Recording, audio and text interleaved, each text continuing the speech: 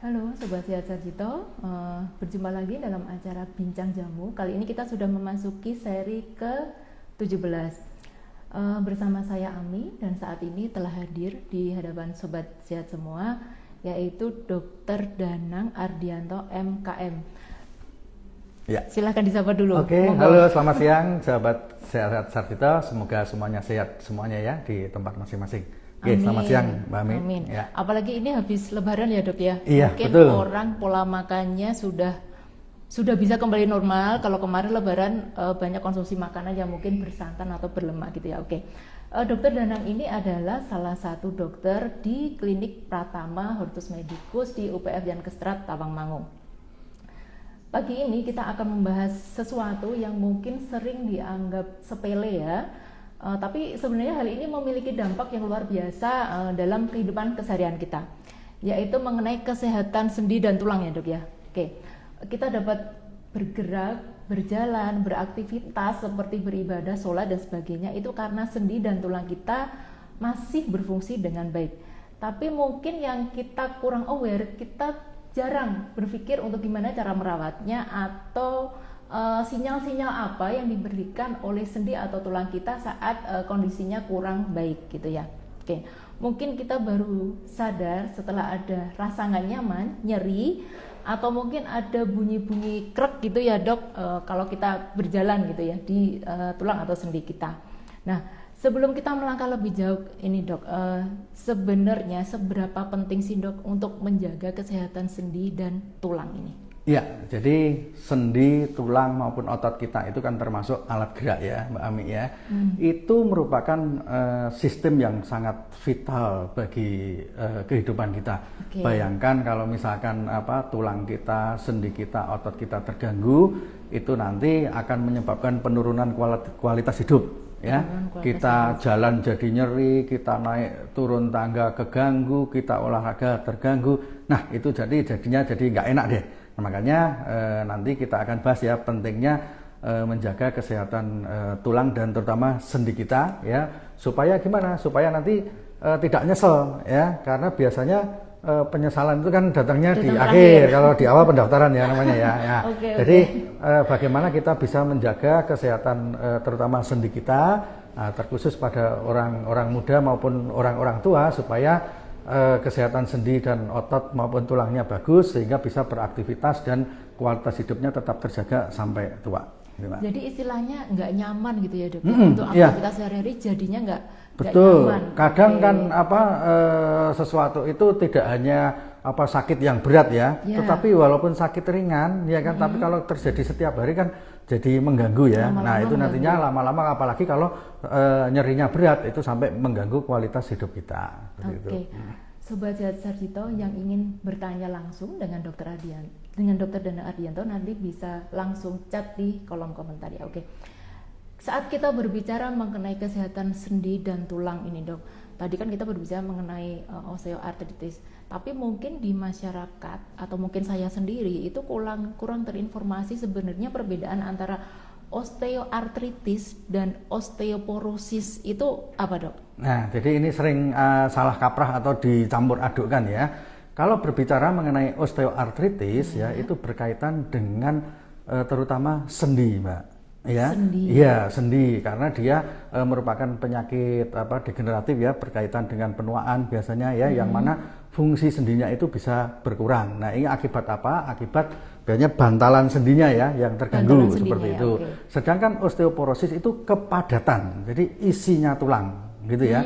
Nah, jadi ini sesuatu yang berbeda. Kalau osteoartritis itu berkaitan dengan sendi ya nanti nyeri, gerakan seperti itu. Kalau osteoporosis itu kepadatan. Nah, biasanya isinya kepadatan tulangnya. Jadi jangan sampai salah kaprah. Nah, sekarang semuanya sudah paham ya. Kalau osteoartritis itu berkaitan dengan sendi, gerakan seperti itu. Kalau osteoporosis itu kepadatan tulangnya. Seperti nah, itu, ini yang Sobat Sehat harus memperhatikan ya, antara kesehatan di sendinya itu sendiri dan juga tulang yang lebih mengacu ke kepadatan tulangnya ini ya Dok. Ya, Oke. Kemudian Dok, pengertiannya atau definisinya osteoartritis itu sendiri apa Dok?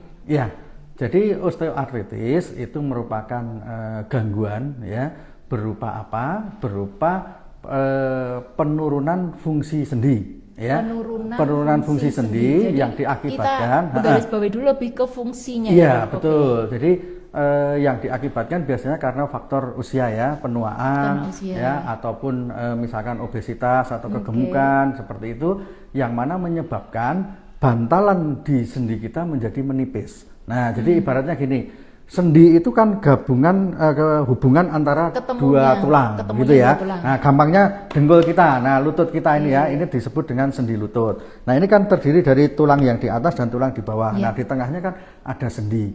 Nah, antar tulang itu, sendi itu bisa untuk gerakan seperti itu. Nah, pada keadaan normal ya kan, misalkan pada orang yang masih muda, sehat, itu ada bantalannya ya. Ada bantalannya berupa tulang rawan. Nah, itu kayak skok motor atau mobil itu ya, kalau lewat polisi tidur itu bisa menahan beban. Gitu betul ya. Nah, ketika terjadi penurunan fungsi ya kan. Nah, itu bantalannya menjadi menipis ya. Akibatnya apa? Gesekan antar tulang menjadi lebih mudah terjadi, jadi lebih rapat gitu. Itu yang menyebabkan nyeri ya. Nah, itu nanti kalau gesekan antar tulang itu kan bisa menimbulkan peradangan, nyeri. Nah, itulah gambarannya yang disebut dengan osteoartritis. Oke, jadi dari bantalan itu tadi yang mungkin dia sudah menipis, menurun fungsinya, itu yang bikin nyeri. Ya. Oke. Nah, tadi salah satunya nyeri, atau mungkin ada gejala atau tanda-tanda lain saat seseorang itu mengidap osteoartritis gitu. Ya, jadi pada seseorang yang mengalami osteoartritis ya, keluhan yang paling sering muncul datang adalah nyeri sendi ya, jelas nyeri ya sendi. Satu nyeri ya, karena apa? Itu tadi gesekan antar tulang karena menipisnya bantalan tadi menimbulkan gesekan, sehingga manifestasinya adalah nyeri. Nyeri ini mulai dari nyeri yang ringan ya kan, misalkan hanya sedikit saja dirasakan gitu ya, atau nyeri sedang misalkan dipicu oleh aktivitas, misalkan naik turun tangga atau berjalan atau olahraga baru timbul nyeri. Berat, gitu ya? Yang paling berat itu bahkan saat istirahat pun sampai terjadi nyeri. Sakit. Nah, jadi ada tingkat derajatnya. Nah, itu keluhan yang paling sering. Kemudian keluhan yang berikutnya selain nyeri adalah kaku sendi. Ya, kaku sendi ya, terutama pada waktu bangun tidur pagi hari itu ya. Nah, cuaca dingin itu kan tulang menjadi lebih menyempit ya. Nah, karena bantalannya tadi menipis ya, sambungan antar tulangnya ini menjadi lebih kaku. Nah, lebih kaku di sini apakah sulit digerakkan atau kaku itu sulit diluruskan, misalkan lutut kita ya. Ini kan harusnya kan bergerak bebas ya kan, bisa sampai 90 derajat. Nah, pada orang dengan osteoartritis mungkin cuma separuhnya atau cuma 3/4-nya seperti itu. Per kasus beda-beda ya, Dok. Beda-beda tergantung derajat ringan beratnya ya. Yang jelas ada kaku sendi. Nah, berikutnya karena sudah nyeri, kaku, biasanya terjadi penurunan fungsi. Ya, penurunan fungsi itu bisa kita lihat gimana? Paling gampang misalkan ya, biasanya jongkok ya kan, nggak masalah ya kan. Nah, ini karena nyeri dan kaku, untuk jongkok misalkan untuk BAB jadi susah ya, untuk ngambil barang ya kan. Nah, itu juga jadi susah. Untuk naik mobil, turun mobil harusnya gampang, itu jadi susah. Nah, bayangkan kalau itu terjadi setiap hari, nah itu akan mengganggu fungsi sendi. Nah, sampai tadi ujungnya adalah ke penurunan kualitas hidup tadi. Karena apa? Lihat teman-temannya bisa dansa, bisa olahraga ya kan. Nah, dia keganggu karena sendinya kan, jadi menurun kualitas hidupnya kan, Mbak, seperti itu. Oke, ini menarik sekali nih. Sobat Sehat Sarjito yang ingin bertanya langsung, silakan langsung chat di kolom komentar ya. Nah, kemudian faktor resiko, Dok. Faktor resiko seseorang itu istilahnya kemungkinannya untuk dia menderita osteoartritis ini lebih tinggi, faktor risikonya apa saja? Ya, jadi faktor risiko itu adalah keadaan di mana kalau orang memiliki itu ya akan memiliki peluang yang lebih besar untuk terkena gitu ya. Nah, tentunya ini kan nanti akan berbeda-beda. Wah, saya punya enggak ya? Ibu A punya enggak ya? Bapak B punya enggak ya? Nah, yang paling umum itu adalah faktor usia. Faktor usia. Ya, biasanya osteoartritis secara epidemiologis itu paling banyak dijumpai pada umur 50 tahun ke atas. Ya. Nah, tapi tetap tidak menutup kemungkinan juga di bawah itu juga bisa gitu ya. Tapi secara umum kebanyakan itu terjadi mulai umur 50 tahun. Makanya Bapak Ibu yang oversex ya, overseket Mbak, ya di atas 50 tahun itu harus mulai waspada ya, nanti bisa kecenderungan untuk osteoartritis. Nah, yang kedua ya kan, tadi osteoartritis itu kan menyerangnya di sendi. Ya, terutama sendi yang menopang berat badan tubuh. Ketika kita berdiri itu berat badan kita itu kan ditopang oleh sendi-sendi ya, misalkan tulang belakang, sendi panggul, sendi lutut, kemudian pergelangan. Nah, itu sendi-sendi penopang tubuh itu paling rentan untuk terkena osteoartritis karena dia tugasnya kan menopang berat badan kita ya, supaya kita bisa berdiri, berjalan, itu kan ditopang oleh sendi yang kuat tadi. Nah, kalau misalkan ya kan seandainya berat badan kita berlebihan, mohon maaf ya, nah ini ya contohnya ya seperti ini ya. Nah, semakin berat badan kita berlebihan ya, kita mengalami obesitas, akibatnya apa? Beban terhadap sendi-sendi kita juga akan semakin besar. Ya, nah makanya hati-hati pada orang dengan overweight atau dengan obesitas ya, ini juga akan meningkatkan faktor risiko untuk terjadinya osteoartritis. Nah, selain umur ya, kemudian juga obesitas, juga pekerjaan misalkan ya, yang banyak terbebani oleh misalkan lututnya, contohnya pekerja-pekerja yang banyak berdiri ya, banyak berjalan, banyak naik turun tangga. Nah, ini juga harus hati-hati juga ya. Nah, maka tentunya kita harus tahu nih, kita punya faktor risiko itu atau tidak ya. Tapi maaf Dok, saya salah. Kalau misalkan orang tadi dengan aktivitas dia di pekerjaannya sering berdiri, sering berjalan gitu, memang kemungkinannya lebih besar ya Dok ya. Nah, itu bisa istilahnya bisa dicegahnya dengan dia rest sebentar gitu atau gimana? Ya, tentunya ya kan, beban ya kan itu kan ada batasnya ya. Nah, sama. Jadi Tuhan sudah menciptakan misalkan lutut panggul kita untuk berdiri berjalan lama itu nggak masalah ya, sepanjang tidak ditambahi dengan beban itu tadi ya. Sebetulnya gini, pekerjaannya banyak jalan, banyak berdiri juga nggak masalah, tapi jangan sampai ada obesitas. Nah, seperti itu ya. Nah, selain itu juga perlu diperhatikan juga pada ibu-ibu terutama ya, yang sudah mendekati menopause ya, pasca menopause itu juga lebih sering terkena osteoartritis ya, karena ini ada hubungannya dengan hormonal ya, bahwa hormon estrogen ya kan, itu merupakan salah satu pelindung untuk sendi juga ya, pada keadaan ibu-ibu yang sudah menopause ini tentunya perlindungan terhadap sendi juga akan berkurang. Nah, kan tadi tidak semuanya kadang memiliki semua faktor risiko ya. Nah, semakin banyak kita memiliki faktor risiko berarti semakin besar peluang untuk terjadi. Nah, kalau kita sudah punya ya kan, ya berarti yang lain jangan sampai punya gitu ya. Karena apa? Umur kan nggak bisa ditarik mundur ya Mbak ya. Oh, saya sudah di atas 50 ya, masa saya mau jadi muda lagi kan nggak bisa ya kan. Saya perempuan mau jadi laki kan nggak bisa ya kan, sudah. Berarti di perempuan itu risikonya lebih besar dong? Iya. Nah, makanya saya sudah tua, sudah umur 50, perempuan sudah menopause. Oh, kalau begitu jangan sampai kegemukan. Contohnya gitu, jangan banyak aktivitas yang membebani lutut. Nah, itu strateginya begitu ya. Jadi Sobat Sehat Salito, kita harus perhatikan ya tadi faktor-faktor risikonya, mulai dari usia, kemudian obesitas, ada obesitas atau enggak, dan yang ini yang perlu diwaspadai, laki-laki dan perempuan prevalensinya lebih banyak pada di wanita. Perempuan karena memang dipengaruhi oleh hormon yang ada di wanita. Oke, dan menarik sekali. Oke. Nah, tadi dokter sempat menerangkan mengenai sendi yang ada di lutut, sendi yang ada di panggul ya dok. Nah, apakah memang kedua sendi itu dok, itu resikonya lebih besar untuk terkena osteoartritis? Ya. Jadi memang tadi ya, yang paling banyak sendi yang paling banyak terkena osteoartritis adalah sendi yang menopang berat badan tubuh. Yang menopang berat betul. badan. Jadi kalau misalkan di persentase ya kan, hampir 50% OA itu paling banyak dijumpai di lutut. Itu hampir banyak sekali kejadian osteoartritis lutut ya. Dan itu karena apa? Lutut itu juga sendi yang paling banyak digunakan juga. Ya, Ya, keseharian pasti. betul. Kalau Aktivitas kita pasti. berjalan pasti pakai lutut, kita berdiri kita pakai lutut. Makanya yang paling banyak itu adalah sendi yang menopang berat badan dan sendi yang paling banyak dipakai. Ya. Nah, makanya mulai sekarang perlu perhatikan nih bagaimana kesehatan lutut, ya kan, panggul kita harus dijaga. Ya. Nah, ini yang harus diperhatikan. Oke dok, misalkan nih ada seseorang, dia perempuan, kemudian tadi punya faktor resiko, dia punya beberapa gejala. Nah, finally kemudian dia sadar dan dia memutuskan untuk berkonsultasi gitu dengan dokter.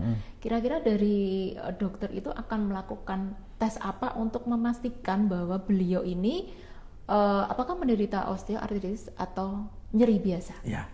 Jadi memang untuk menegakkan diagnosis osteoartritis perlu datang ke dokter ya untuk kepastiannya ya, jangan mengira-ngira sendiri, jangan mendiagnosis diri sendiri, betul gitu ya. Lebih baik tetap konsultasi ke dokter, bisa datang silahkan ke Klinik Pratama Hortus Medicus ya. Nah, tentunya dokter nanti akan melakukan serangkaian pemeriksaan untuk memastikan apakah dia terkena osteoartritis atau tidak. Yang pertama tentunya dari anamnesis atau wawancara ya. Tadi kita tanyakan ya, saya kalau curiga pasien ada OA, saya tanyakan dulu ya kan, keluhannya apa? Oh, apakah ada nyeri sendi ya? Nyeri sendinya seperti apa? Sudah berapa lama? Berat ringannya seberapa, seperti itu. Kemudian apakah ada kaku sendi tadi misalkan, apakah pada saat bangun tidur, apakah terus-terusan atau kumat-kumatan, nah seperti itu ya. Kemudian apakah ada gangguan fungsi sendinya, apakah tadi mengganggu aktivitas, apakah mengganggu istirahat, seperti itu. Nah itu dari anamnesis atau wawancara. Tentunya tidak cukup dengan itu ya, kita harus melakukan pemeriksaan fisik ya. Nah, kita periksa misalkan adalah lutut gitu ya. Aduh dok, lutut saya nyeri kaku pagi hari, gimana dok? Nah nanti akan kita periksa nih, terutama adalah ada tanda-tanda osteoartritis atau tidak. Kekhasan dari osteoartritis itu ada namanya krepitasi. Nah, krepitasi itu apa? Kalau orang Jawa paling gampangnya adalah suara kretek-kretek, Mbak. Nah, gitu ya. Kalau anak muda diginiin gitu biasanya nggak begitu bunyi ya. Karena apa? Bantalannya masih tebal, kemudian cairan sendi juga masih banyak. Nah, pada orang-orang yang sudah ada kecenderungan osteoartritis, tadi ya bantalan sendi menyempit, kemudian minyak sendinya juga agak berkurang, sehingga gesekan antar tulang mudah terjadi. Nah itu manifestasinya ya kan. Nah kalau misalkan, nah ini bunyi ya kayak gitu ya. Itu bisa didengarkan dengan bisa sambil diraba gitu ya. Itu bunyi krek krek krek krek gitu ya. Jadi kayak kertas diremet-remet itu loh ya. Kretek-kretek. Tidak perlu alat khusus gitu ya. Tidak perlu alat khusus. Nah itu namanya krepitasi. Kemudian range of movement-nya atau keterbatasan gerak. Nah tadi. Jadi untuk yang sendi yang normal, misalkan sendi lutut, itu fleksi ekstensi atau menekuk lurus itu bebas, ya. Nah tentunya dengan adanya osteoartritis akan mengurangi range of movement-nya. Jadi terbatas tadi ya, nggak bisa menekuk pol, nggak bisa full gitu ya, nggak bisa menekuk pol, ya kan, atau bisa menekuk tapi kesakitan. Nah itu bisa. Nah untuk kepastian lagi ya kan, kita bisa melakukan pemeriksaan radiologis atau foto rongsen. Diperkuat dengan foto rongsen. Foto rongsen. Nah jadi di foto rongsen nanti akan kelihatan tuh apakah ada kerusakan tulang rawan atau bantalan sendinya tadi atau tidak. Apakah celah sendinya menyempit atau tidak. Kemudian ada yang disebut dengan gambaran namanya osteofit. Osteofit itu kayak taji. Nah, taji itu runcing toh. Nah, bayangkan kalau runcing menyocok, nah ya sakit. Gitu ya, nyocok tulang, nyocok tulang itu kan nyeri banget. Nah, itulah yang bisa dilihat dari foto rongsen ya. Nah, serangkaian melalui dari anamnesis atau wawancara, kemudian pemeriksaan fisik dan juga misalkan ditambah dengan foto rongsen tadi, kita bisa nanti menyimpulkan oh ini ada osteoartritis atau tidak. Selain itu juga derajatnya ya, apa ringan, apa sedang atau ada berat. Alat betul. Untuk mengukurnya dok. Itu tadi dari gejalanya tadi, Mbak. Hasil betul dari hasilnya itu tadi akan kita evaluasi ya. Misalkan dari foto rongsen penyempitannya berapa sih gitu ya. Nah, itu bisa nanti kita kategorikan apakah OA derajat 1, derajat 2, derajat 3 atau derajat 4 ya, mulai maksimal ringan 4. Nah, seperti itu. Nah, tentunya semakin besar tingkat Derajatnya. keparahan derajatnya juga menimbulkan manifestasi klinis nyeri yang lebih hebat, kaku yang lebih hebat, gangguan fungsi yang lebih hebat seperti itu. Kalau misalkan dok dari foto ronsen itu kemudian ditemukan itu bisa di salah satu lutut saja atau biasanya kedua-duanya? Nah bisa ya, OA itu bisa satu sisi, bisa dua sisi ya. Bisa di sendi yang berbeda juga bisa, ya. Okay. Jadi bukan cuma lututnya saja. Jadi misalkan lutut nggak harus istilahnya nggak pasti nggak semuanya harus, langsung ya, kena gitu betul. Ya, ada yang yang satu kena derajat 1, satu kena derajat 2 juga bisa, ya. Ada yang satu kena, satunya enggak juga bisa. Nah, jadi variatif sekali seperti itu. Dari pemeriksaan tadi dok, kemudian dari hasil ronsen, oke, diagnosisnya dia terkena osteoartritis gitu. Biasanya dari dokter gitu akan memberikan pengobatan atau terapi apa dok? Ya, kalau secara konvensional atau kedokteran modern ya kan, problem dari osteoartritis itu kan ada dua, yaitu nyeri dan inflamasi atau peradangan. Nyeri dan peradangan. Nah itu ya, makanya tadi gejala utamanya kan nyeri sendi ya kan, dan biasanya diikuti dengan peradangan. Nah tentunya obat untuk osteoartritis ya kan, untuk mengatasi secara total itu memang nggak ada gitu ya. Bisanya kalau secara total artinya tidak bisa disembuhkan total. Nah, kalau secara total ya kan disembuhkan itu ya diganti sendinya. Oke. Nah, gitu ya. Biasanya itu kalau sudah tapi memang ada implan gitu. Iya, jadi derajat misalkan sudah derajat 4 itu sampai istilahnya sudah nggak bisa memang nyeri hebat, ya udah ganti sendi. Itu yang paling ekstrim ya. Saya ngomongkan yang paling yang paling advance itu adalah diganti sendinya. Tentunya tapi itu kan biayanya juga cukup mahal dan tentunya kan perlu syarat yang ketat gitu ya. Tidak semua OA terus langsung diganti sendi gitu enggak ya. Tapi derajat keberhasilannya dok? Derajat keberhasilannya cukup bagus ya. Tetapi itu tadi itu biasanya kalau sudah opsi terakhir ya, opsi terakhir betul. Nah, padahal yang paling banyak itu ya biasanya OA itu yang derajat 1, derajat 2. Ya.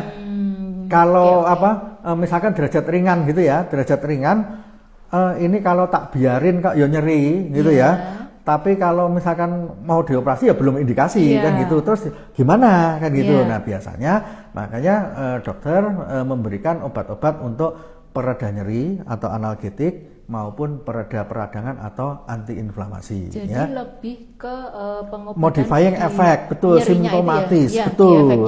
Iya. Jadi ada juga kadang yang derajat tertentu disuntik di sendi, tapi itu juga kadang-kadang ada yang setuju, ada yang tidak. Di kalangan dokter pun juga ada suntikan ini untuk menambah minyak. Ya, istilah kalau awamnya seperti itu. Sebetulnya yang dimasukkan adalah untuk anti peradangan. Berarti sama aja ya. Ya, tapi itu nanti misalkan 2 bulan, 3 bulan, iya, 2 bulan, 3 bulan ada obat hilang ya kambuh lagi. Nah itu problem di osteoartritis itu kan seperti itu. Ya, dia memerlukan obat untuk anti nyeri dan anti peradangan yang harus diminum ya kan, apalagi kalau sampai mengganggu kan harus jangka panjang itu. Berarti harus konsisten minum. Harus jangka panjang dan jangka lama seperti itu. Nah, repotnya di masyarakat kita ya kan, misalkan saya periksa gitu ya, dikasih obat. Habis itu nggak kontrol, Mbak. Tapi apa? Rata-rata beli sendiri itu. Nanti. Rata-rata seperti itu, kemudian kan? beli sendiri tanpa pengawasan. dosis dari dokter. Betul, ya kan? Dokter itu kan memberikan obat, ya kan? Terutama obat modern itu kan per individu berbeda. Ya, kemudian takaran dosisnya juga berbeda tergantung saat tadi ini dia periksa atau besok lagi dia periksa itu sudah beda ya. Iya, kan repotnya itu masyarakat kita masih suka kayak begitu. Kemarin dokter ngeresepin ini kayak gitu ya. Kemudian beli sendiri obat anti nyerinya. Nah, kalau kayak begini ya kan, dia kan saya nyeri tiap hari, saya akan konsumsi terus deh tiap hari. Nah, ini akan ada bahaya terselubung. Ada risikonya gitu. Risikonya betul. Kalau mengkonsumsi obat-obat analgetik pereda nyeri ataupun antiinflamasi, anti peradangan setiap hari tanpa pengawasan dokter ataupun nggak tiap hari tapi dosisnya ngacok sendiri gitu ya, tanpa dari resep dokter pemeriksaan sebelumnya, itu akan bisa menimbulkan efek yang berbahaya ya. Nah, ini yang paling sering ya kan, banyak sekali kejadian ya. itu adalah yang paling ringan dan sering itu sakit mah.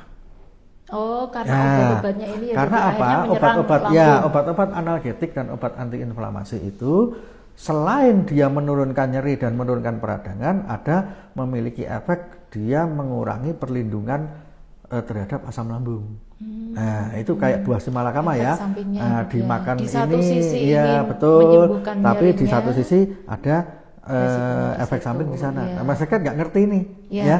Nah, taunya saya nyerinya hilang, tapi tahu-tahu apa? Nanti perutnya jadi perih, ya, mual, senep, bahkan sampai yang BAB berdarah karena apa? Lambungnya luka. Nah, ini bahkan sampai berlanjut lagi bisa saja sampai ke organ yang lain, misalkan ke fungsi hati, fungsi ginjal seperti itu. Jadi saya perlu digarisbawahi ya, obat-obat analgetik dan antiinflamasi itu ya sebetulnya aman, tetapi ya kan harus digunakan dengan dosis yang tepat, cara yang tepat, pemberian oleh siapa yang tepat. Nah, ini kadang yang kita perlu perhatikan di situ. Jadi tidak ada statement obat konvensional itu jelek, itu enggak ya. Tapi yang salah di situ itu kadang cara di pemakaian, penggunaannya dosisnya tanpa pengawasan seperti itu. Jadi intinya bisa menggunakan obat, tapi tetap harus dengan pengawasan dokter. Betul, karena pasien sendiri tidak bisa mendiagnosis kondisi dia tubuhnya saat ini, kemarin, atau mungkin minggu depan itu apakah tetap memerlukan dosis yang sama atau enggak. Iya, betul. Oke, Sobat Sehat Sarjito yang masih ingin bertanya langsung silahkan chat di kolom komentar. Jadi gini dok, obat memang istilahnya tidak bisa disalahkan karena memang dia membantu untuk mengurangi nyeri ataupun antiinflamasi. Tapi memang ada beberapa resiko atau efek samping di situ. Nah, kalau kita bicara tentang herbal ini dok, apakah bisa untuk osteoartritis ini terapinya menggunakan terapi herbal? Dan kalaupun bisa, itu metodenya seperti apa? Nah, ini ya. Jadi berbicara mengenai herbal atau jamu. Nah, ini ternyata kita harus sangat bersyukur sekali ya bahwa kita di Indonesia ini dikaruniai oleh berbagai macam tanaman obat yang salah satunya efeknya adalah ada juga yang bagus untuk osteoartritis. Untuk terapi. Nah, ini ya. Nah, jadi karena pengobatan osteoartritis itu tadi bersifat jangka panjang. Karena tidak bisa disembuhkan tadi. Ya, betul. Kemudian ada resiko, ada efek samping itu, ya. Nah, ini kita perlu ada upaya terobosan nih, ya. Bagaimana supaya pasien-pasien dengan osteoartritis ini satu, ya kan, dapat merasakan khasiat atau manfaat dari herbal, ya kan, yang tidak kalah jauh dari obat konvensional. Iya, betul.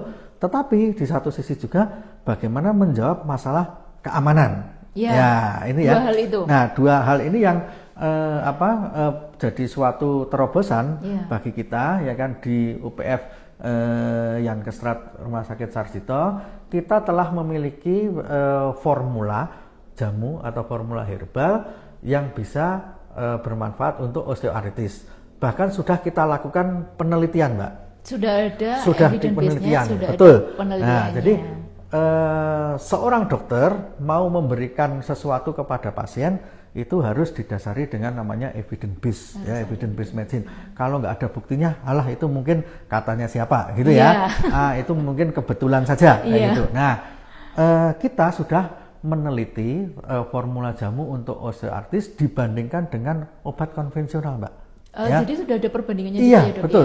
Nah, yang kita bandingkan apakah dia bisa mengatasi nyerinya, apakah bisa mengatasi peradangannya, kemudian untuk fungsional sendinya, dan juga untuk masalah keamanan tadi. Resiko-resiko tadi.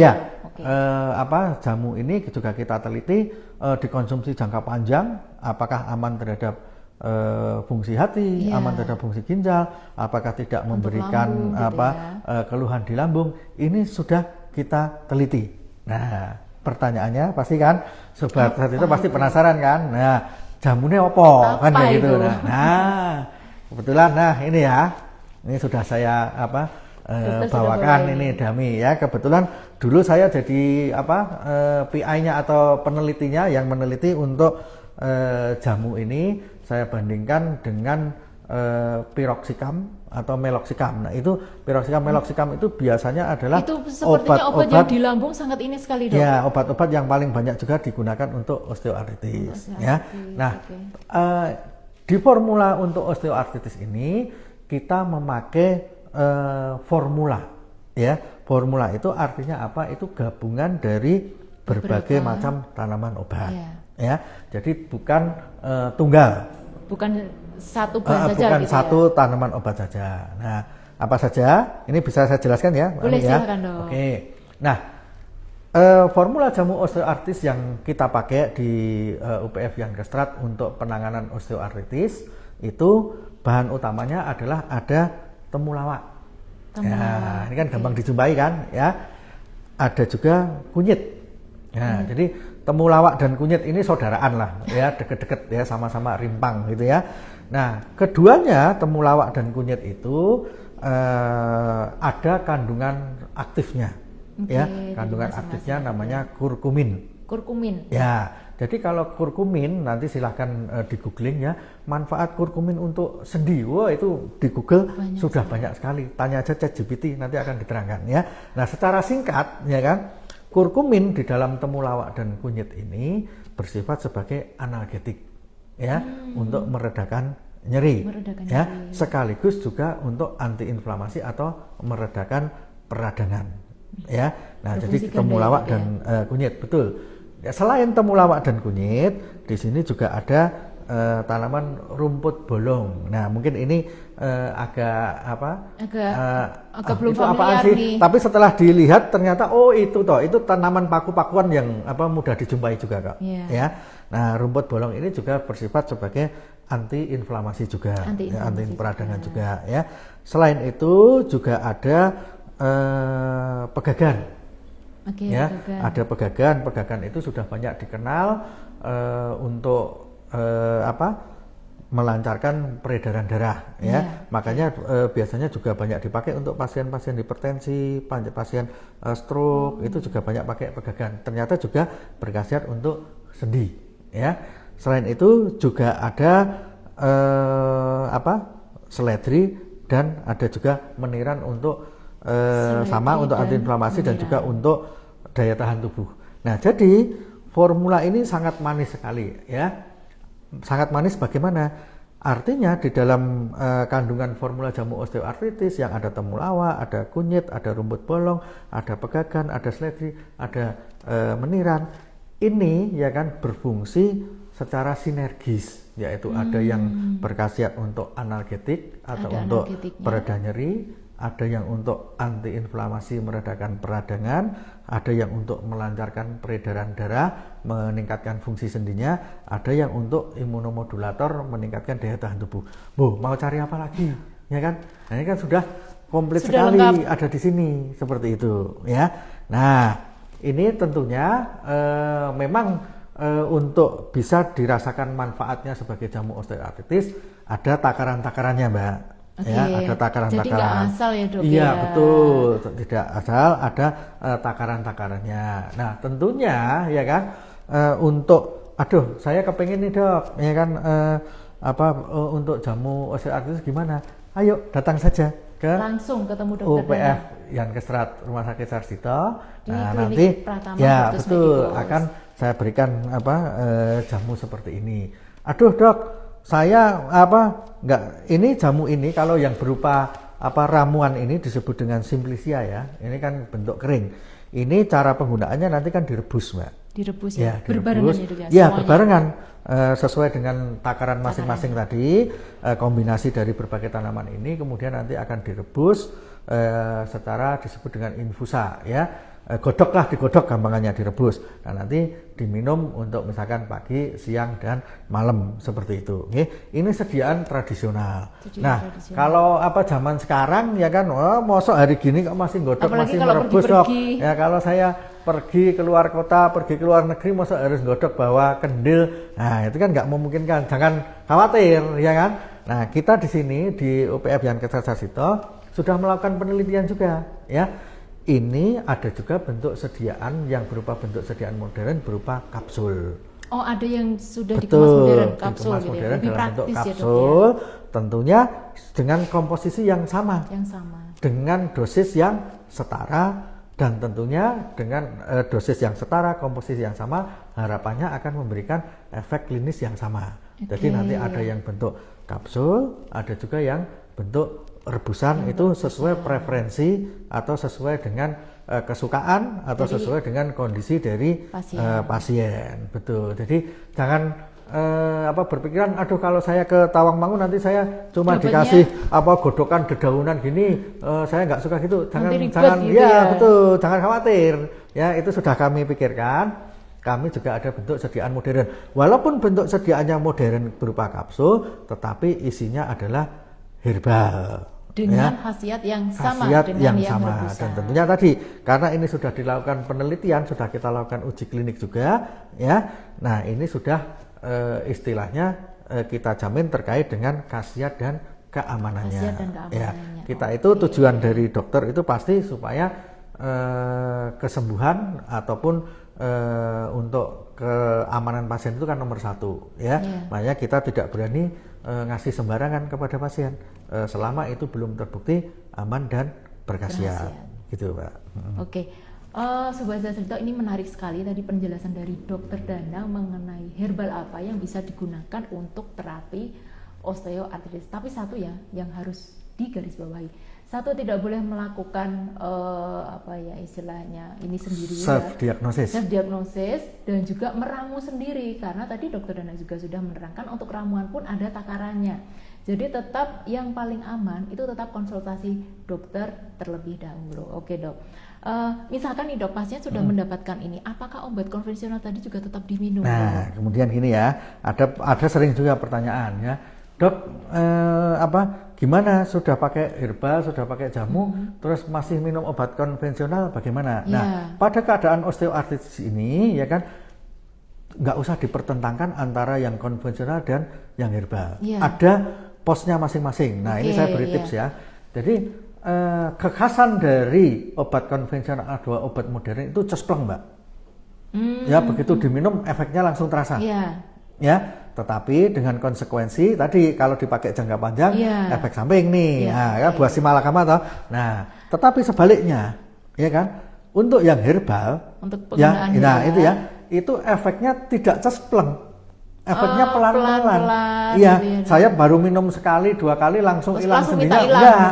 Gitu ya. Nah, kita itu biasanya butuh paling tidak sekitar 2 minggu, 1 bulan, nanti pasien baru merasakan khasiat dari herbalnya. Jadi pelan-pelan. Nah, ini kan berarti saling melengkapi. Artinya gimana? Pada pasien-pasien dengan osteoartritis, ketika serangan yang akut hebat, ya kan, pakai obat konvensional nggak apa-apa. It's okay ya, Dok, langsung. Karena memang cespleng saya butuh pereda nyeri, ndang hilang nyeri nih, gitu. Ndang bengkaknya ndang hilang, dah gitu. Itu ranahnya konvensional nggak masalah, betul. Ya, tetapi ketika setelah nyerinya reda, ya, ketika bengkaknya reda, ketika peradangannya reda, saya biar harus ditangani, biar nggak kumat lagi, ya kan? Atau nyerinya ini masih sosolah, masih bisa saya tahan, ya kan? Itu saya masuk herbalnya. Nah, gitu ya. Karena apa? Penggunaan yang herbal tadi yang jangka panjang kan efek sampingnya relatif lebih aman seperti itu. Nah, makanya cocoknya untuk pada kondisi-kondisi yang tidak serangan akut ya, tetapi untuk maintenance ataupun untuk yang derajat ringan. Nah, ini sangat cocok sekali menggunakan herbal. Jadi saling kerjasama ini. Ketika nyeri hebat banget, oke, pakai konvensional modern tidak apa-apa. Tapi nanti kalau sudah nyerinya sudah reda, sudah enakan, kan nggak terus-terusnya kan nyeri itu kan, pasti setelah minum obat konvensional tadi kan cespleng hilang. Saya untuk memaintenance-nya, untuk kesehatan tulang sendi kita jangka panjangnya bisa menggunakan herbal. Jadi namanya integratif, Mbak. Pengobatan integratif medicine itu bagaimana kita menggabungkan antara pengobatan yang konvensional modern dengan yang tradisional. Jadi jangan dipertentangkan, lebih bagus yang modern, lebih bagus yang tradisional gitu. Enggak, saling bekerja sama. Nah, itulah yang disebut dengan integratif medicine. Sekarang ini eranya adalah kolaborasi, bukan kompetisi, gitu ya. Nggak hanya pekerjaan saja yang kolaborasi, pengobatan juga kolaborasi gitu ya dok. Tetap dengan pengawasan dok. Iya. Oke dok, baik dok. Oke, yang terakhir ini dok, orang dengan faktor resiko atau mungkin bagi kita anggap aja kita masih muda ya dok ya gitu. Gaya hidup apa yang harus kita lakukan atau kita terapkan itu biar istilahnya kalau kita punya resiko itu bisa meminimalis itu kemungkinan munculnya osteoartritis. Ya, jadi ada faktor resiko yang nggak bisa diubah, yaitu umur, jenis kelamin. Dah, itu given, syukuri saja ya. Mau nggak mau. Betul. Tetapi ada faktor-faktor resiko yang bisa kita modifikasi supaya kita terhindar dari osteoartritis, ataupun kalau yang sudah kena ya jangan berlanjut jadi parah gitu ya. Betul. Nah, apa saja? Yang pertama jelas tadi ya, faktor resiko yang paling utama adalah obesitas. Nah, makanya ya kan segera kontrol untuk massa tubuh Anda ya kan, harus mulai nih ya kan, peringatan kalau ukuran celana lebih dari 32, nah, gitu ya, hati-hati gitu ya. Nah, kemudian kalau lingkar paha, lingkar lengan atas perut sudah mulai lebih, nah hitung saja indeks massa tubuh, ya kan? Nah, itu jangan sampai terjadi obesitas. Nah, tentunya kalau berbicara mengenai obesitas nanti topik lain lagi ya, Mbak ya. Nah, bisa dengan betul olahraga, pola makan dan seterusnya. Silahkan di UPF Yankestra juga ada program untuk obesitas. Nah, ini untuk menunjang yang osteoartritis. Nah, nanti kita multidisiplin, Mbak. Jadi kalau ada yang obesitas, ya kan, ada yang OA dulu, terkena obesitas. Nah, ini kita juga ada nanti jamu untuk obesitasnya juga ada. Lengkap. Nah, betul.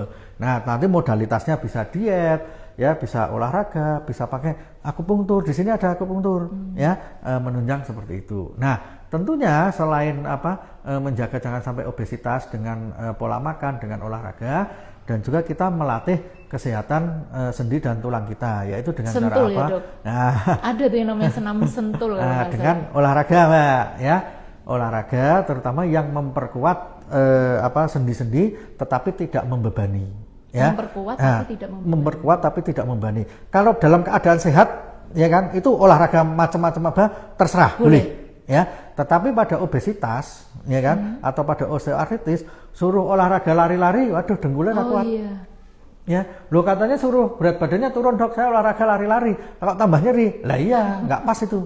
Ya, berarti cari olahraga yang tidak membebani sendi, tetapi bisa membakar kalori, gitu ya. Nah, yang paling direkomendasikan untuk osteoartritis itu sepeda, Mbak.